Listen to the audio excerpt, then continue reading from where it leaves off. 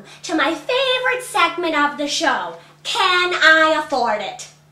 I look at your savings, your emergency funds, your credit card debt. Then I give you my decision. Let's take our first caller. Nancy, sweetie, what do you want to buy?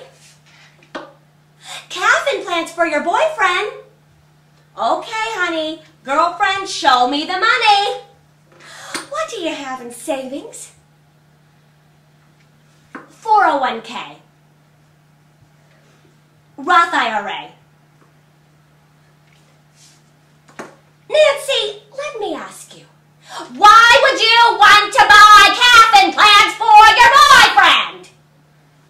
Nancy, what you need to do is pay off that emotional debt, invest more in your self-esteem, and buy yourself some common sense. Girlfriend, you have been denied.